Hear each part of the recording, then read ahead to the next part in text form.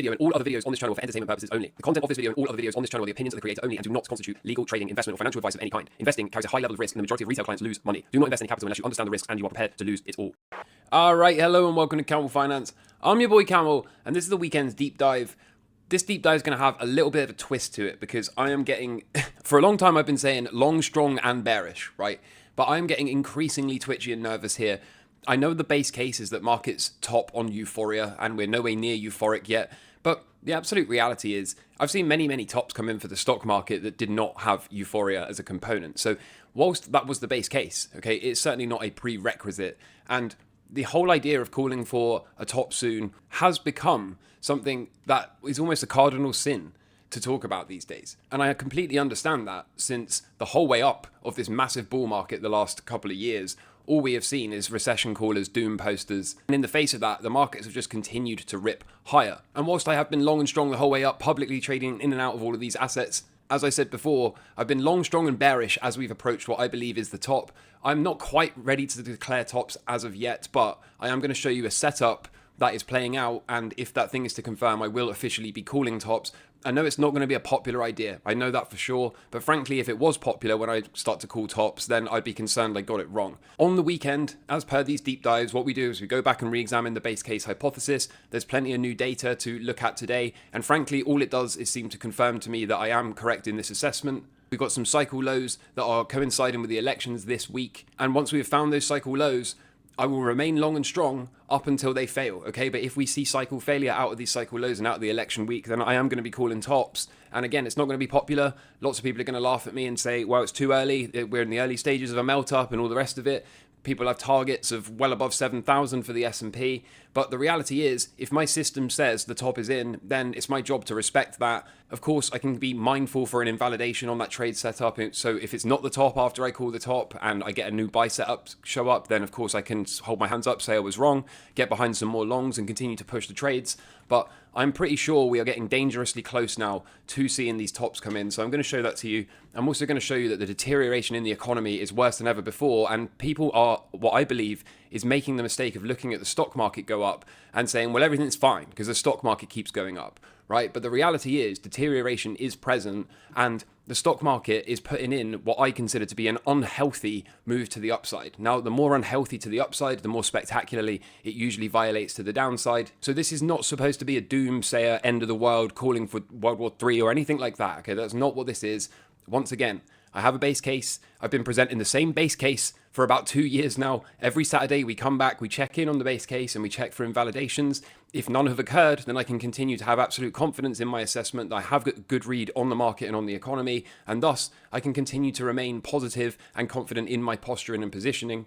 But as you're going to see, if you can manage to sit through this entire episode, okay, things can change and they can change quickly, and I think we're about to see them change. So, at the lows, the hypothesis for the stock market was that we were too bearish, we would have a blow off top to all-time highs, we would see rate cuts sometime around the top, and then we would enter this big global bear market and recession, and that because of this 17-year cycle that Andrew points out here, we should be expecting that top to form this year. Fast forward to today, and this is more or less played out to the T, and what you'll notice is we are currently in the midst of violating that third and final angle. So like I said, and we'll get to the charts at the end as always, but for me, alarm bells are starting to ring here. Keep in mind the idea was 3 angles, a blow off top, and that would ultimately violate to the downside before entering a global bear market. We are starting to fire warning signs here. Now, we can certainly bounce out of a cycle low in this upcoming week, and if we do, happy days, okay? We should be able to see a little bit more upside, but if once that low is in, we bounce and then fail the cycle by undercutting the low, then that is going to be me calling tops. And it doesn't necessarily mean the market has to plunge like this, okay? Sometimes tops take a long time to work out. We might see this, okay, a bit more distribution. It could last a while and then we go. Although nobody wants to talk about this at the moment, okay, and that's largely speaking because they've been wrong the whole way up. I've had a set of expectations and they have played out.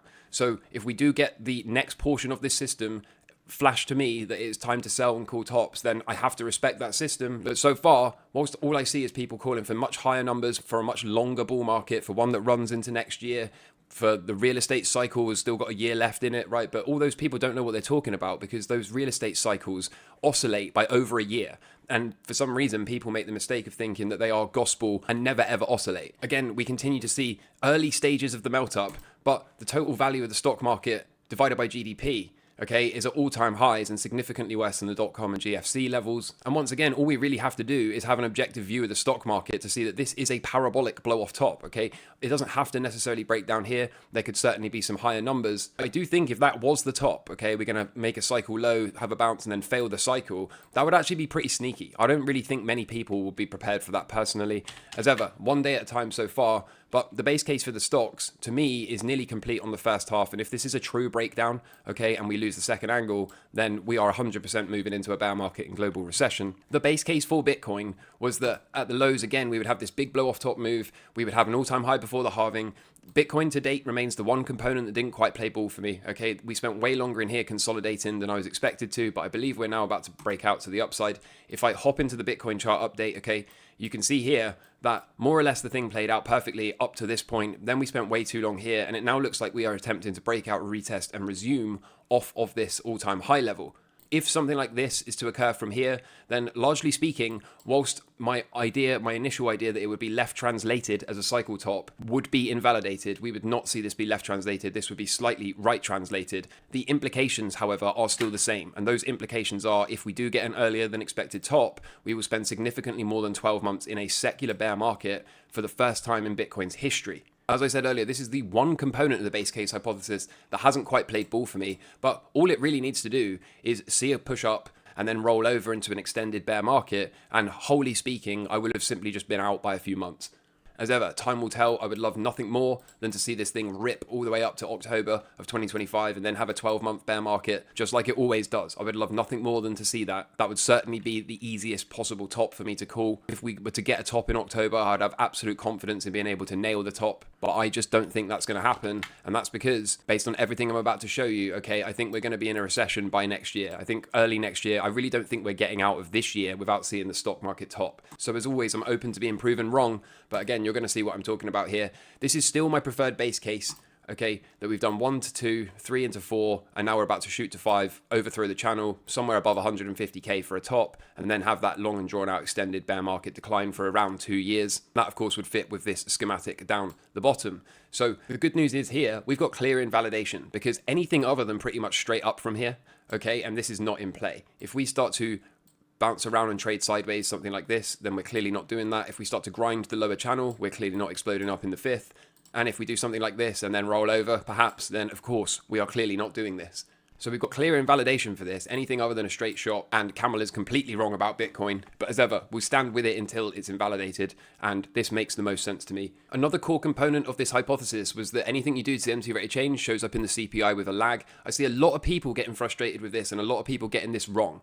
Okay, so first of all, because the M2 rate of change went down, sideways, and down, it told us to expect the same thing, albeit with a lag, in the CPI data. Now, something a lot of people get really annoyed about with this is they're saying, well, Camel, according to your chart, we should already be at 0% inflation or X amount of inflation by this date right here, okay? But this is just completely wrong. You can see sometimes the lag is 18 months, sometimes it's as much as 21 months, and it could easily be more than 21 months. So that's the first thing, okay? This simply says down, sideways, and down should be expected to produce and be manifested in the CPI data.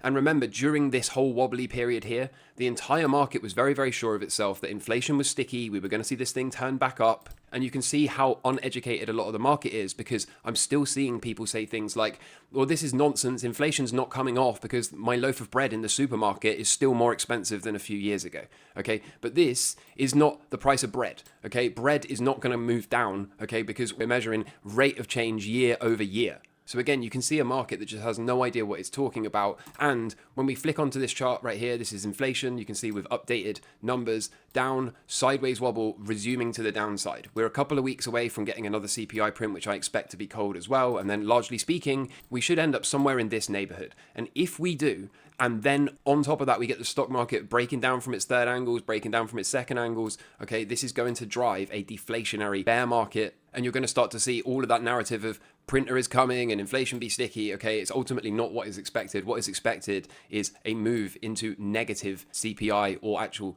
deflation. Okay, but of course, for this to occur, we are going to need to see the stock market top. We're going to need to see investors flee the risk assets and hide in the dollar. That, of course, will bid the dollar, forcing the CPI to the downside and having all the characteristics of a deflationary crash. So again, it's like the cardinal sin, okay, to call for recession. It's a cardinal sin to say that inflation is not actually sticky. But the reality is, when we look at this curve, okay, I said down, sideways, and down, and now that's exactly what we've got. Until such time as that changes, I cannot possibly say, well, I'm just going to abandon ship on this idea.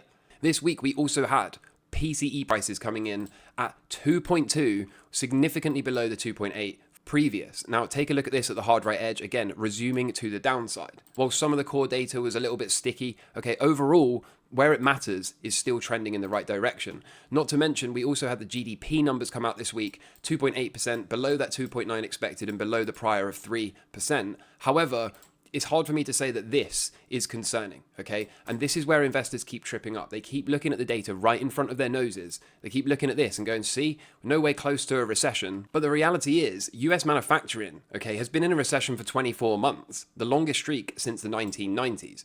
Okay, so under the hood, deterioration is present. And again, speaking to this idea of a lot of the market participants getting things wrong, okay, they look right beneath their noses at the data, such as this SAM recession rule indicator, okay, and they say, I'm seeing this all over Twitter at the moment, there you go, no recession because we just printed a 0.43. Okay, now for anyone that doesn't know, 0.5 and above is officially a recession indicator, flashing a recession warning sign. But the last 3 months in a row, we had reads above 0.5, okay? So again, we look at this and we go, okay, everything's fine, we've avoided a recession. But again, this speaks to investors looking right beneath their noses and just how markets don't move in straight lines, okay? We move up, we pull back and consolidate, we continue the primary trend, okay? You get the exact same thing in macro data sets. Just like inflation wobbles around and resumes its downtrend, this SAM recession rule at the hard right edge is still trending up. Yes, that is a pullback, but this alone is not a reason to say there's no chance of a recession. Now, stick with me, because another core component is labour market deterioration. How could we indeed have a recession without labour market deterioration? Well, take a look at this, okay? The US unemployment level continues to trend up, starting to have all the familiar symptoms of prior instances we saw recession, but it gets only worse from here. This is non-farm payroll. The first thing to point out is every single number in the 2024 column is smaller than every single number in the 2023 column. And October just saw one of the biggest misses ever. October's non-farm payroll just added 12k jobs, okay, which was below a downwardly revised 223k in September and below that forecast of 113k. They missed the expectations by about 90% here. Take a look at October's bar, okay? Labour market continues to deteriorate. And, as if that's not bad enough, the Fed continues to try to hide the fact. August and September's non-farm payroll were also just revised down again. August being revised down by an additional 81,000 and September being revised downwards by 31,000. This is absolutely looking like recessionary numbers, and note that it's occurring against a backdrop of, number one, investors being very, very sure of themselves that it's in early stages of a bull market, and number two, it's occurring right in the window where it was expected to occur in accordance with the base case hypothesis. Here at the top is that non-farm payroll visualized, okay? 12k jobs. Look at this, starting to show all the familiar symptoms of recessionary periods. And then again, we've got the unemployment rate also starting to show all the familiar symptoms of recessionary tendencies. Meanwhile, we have long been calling for the Fed funds rate to undergo that cutting cycle somewhere around the top of the market, which is of course exactly what we've seen. And whilst I left us a little bit of space to see further upside before we roll over, okay, these are not cuts into normalization. These are cuts into a slowdown, just like the prior three instances when the stock market indeed entered a bear market coupled with a global recession. We know we've already seen a 50 basis point cut from the Fed, and we're about to see a 25 basis point cut. You can see that right here, 98.9% probability we're going to see a 25 basis point cut in November's meeting. And clicking out to December, we're going to continue to see even more cuts, at least that's how the markets are pricing it at the moment.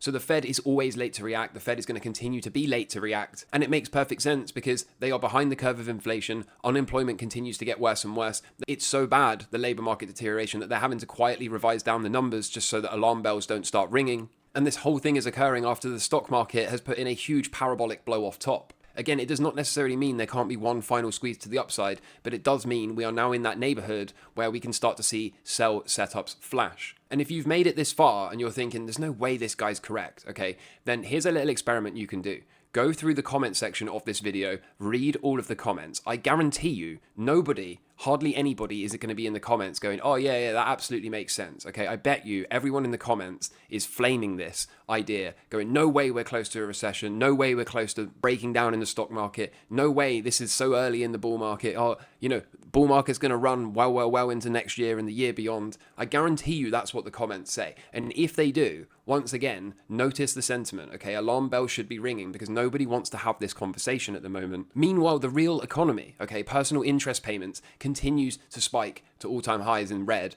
Meanwhile, savings rate is pretty low. US credit card debt is also at new all-time highs. And we're seeing things like auto loan delinquencies spiking to GFC levels, except this time around with significantly more debt and leverage in the system. So once more, when I go back to the base case hypothesis, which was at the lows we were too bearish, we would blow off, see rate cuts, have a third angle, violate it to the downside, and then put in some tops and move towards a deflationary bear market and recession, coupled with inflation dropping like a stone, labour market deterioration, the consumer really struggling, and a whole heap of people, remember, that were predicted to say, no way, no how, Camel, never going to happen by the time we get here. And so far, all I can really do is sit back and say, all of that seems to be in play. I can't possibly abandon my narrative, my hypothesis, my base case at the moment, because the thing looks more valid now than ever before.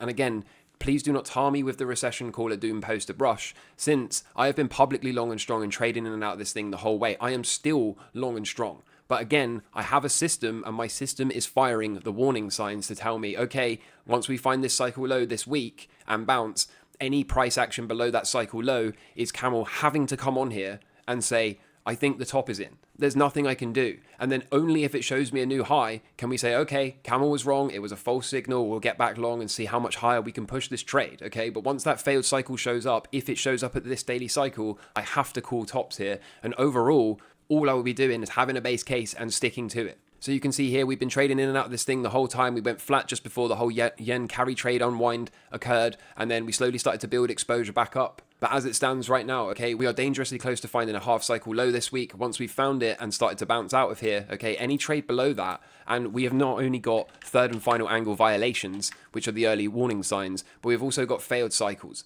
okay, which tells me a touch of the second angle is coming. And the thing I see more often than not is once we get to that second angle, we grind it and then break down, and that is Camel getting short as close to the top as physically possible and looking for a huge downward unwind to occur. Of course, the bullish scenario is we get to the elections, somehow the markets react favorably, we start to scream higher, and again, we'll just stay long and strong and repeat this whole process at the next cycle low. Okay, again, once the next cycle low shows up, if we hold it and don't fail, long and strong. If we hold it and then a few days later roll over, undercut it to fail the cycle, then again, we look for shorts on the way down.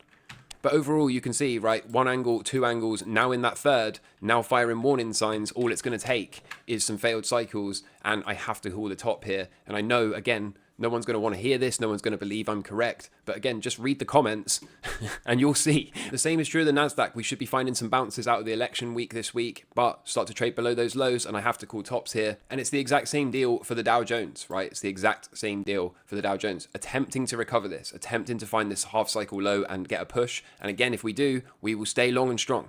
Okay, up until the point that we break down and then follow that breakdown by failed cycles. But this is a very highly dangerous zone to be in, because any kind of bounce and then a rollover and a fail, and I have to get short, I have to call tops, and again, it's not going to feel nice. It never feels nice.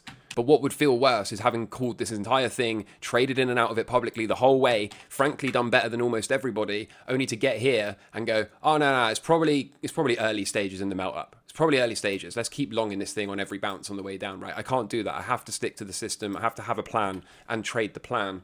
It's also been my base case from the lows when we took the long publicly that we would see the Russell 2K squeeze above the prior high from back here and hit 2,700 plus. If it's going to do it, this is the week to do it. Cycle low out of the elections and then a moonshot. Anything other than that, and I'm going to be thinking the top is in, this is a lower high. This is also classic divergence between the small caps whilst the US majors are forming higher highs. That divergence happens at almost every single top I've ever seen in my life. So if it does do something like this and roll over and fail, again, it will be really, really obvious in hindsight. It would be really obvious to look back and say, well, yeah, that's how all markets tend to top. Gold is apparently looking for a daily cycle low, and then out of that cycle low, we should be looking for left translation and failure down into a weekly cycle. So no real changes there, still positioned for much higher prices if it's to do so via the miners in the members section. And Bitcoin, of course, is following the yellow squiggle to a T. Okay, so far we have moved up, retesting. Again, we are hunting cycle lows into election week. The cycles say we should bounce, and I have been extremely bullish here, expecting a cycle low and go, as you can see by my yellow squiggle. I've been talking about adding exposure. I've been talking about adding the crypto related equities here. But of course,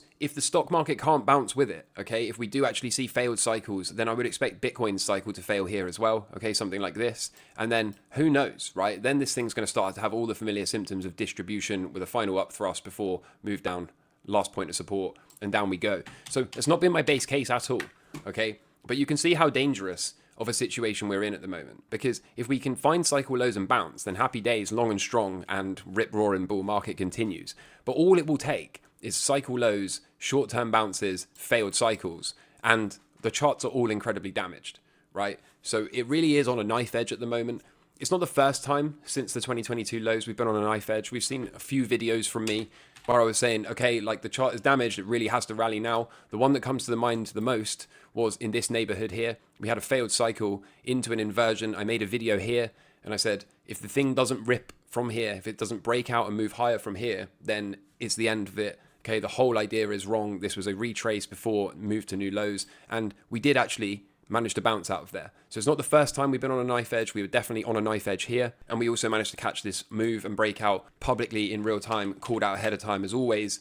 We were also on a knife edge here in the yen carry trade unwind, and we did manage to push up. Okay, so there's been a couple of times, but we also have to just recognize objectively what is in the charts. And what is in the charts right now is we are once again on a knife edge. So look out this week for some cycle lows. Hopefully they resolve to new highs. And if they don't, then I'm going to become very, very unpopular as I come on here and start to actually flip to being the biggest bear on YouTube. I've been the biggest bull the entire way up. I was one of the only people I saw calling for an all-time high before the halving. Nobody even knew what left translated cycle was. And granted, the left translated cycle probably hasn't come to fruition now. But the reason I say all of this is because I have been the biggest bull on YouTube. Any of the OGs know we've been mocking and laughing and jeering at the bears. We coined a whole term called the double top gang for people that were going to call out double tops all the way up. Okay, we've been laughing at them. We've been mocking them ruthlessly. I have been the biggest bull on this entire platform. But very, very quickly here, all I'm going to need to see is cycle failure, and I'm going to become the biggest bear ever. And again, just how nobody thought I was right at the lows. Nobody's going to believe me that I'm right at the top either. So as you can see, long and strong and bearish. Bearish as can possibly be. Now, I very quickly flipped to being back to super bullish again if we can find those cycle lows and bounce. Okay, but cycle failure, and unfortunately I have to come on here and do something very, very uncomfortable, which is say I'm calling tops. As ever, we'll continue to take it one day at a time. We'll continue to stay objective. We'll continue to stay unbiased, and we'll just see what is in front of us. We'll let the market give what it's going to give. But so far, out of all of these components of the base case hypothesis, the only one that hasn't quite played ball is Bitcoin. And so long as that thing can squeeze, as I showed you earlier, something akin to this, okay, then wholly speaking, I would have just simply been out by a few months. But the implications will be the same. Extended bear market closer to 24 months than 12. Other than that, okay, we've got a massive week this week. We've got elections. We've got a whole heap of data. We've got an FOMC meeting on the 7th. We've got CPI coming out shortly thereafter. And most importantly, we've got these cycle lows all synced up. So there could hopefully be some scope to see another 4 or 5 weeks of upside here. As ever, we're going to continue to take it one day at a time. We're going to continue to call out all these trades and show them publicly ahead of time. If you want to follow along and watch how I deal with the cycles, make sure you're subscribed. If you're a level 3 member, look out for the members only video that's coming for you guys in a bit. And I'm going to be showing you the plan for how we're going to deal with the cycle lows going forward out of these elections. Other than that, I hope you're all doing well in life. I hope you have a fantastic weekend. And until next time, take care from me. All the best. Cheers. Bye.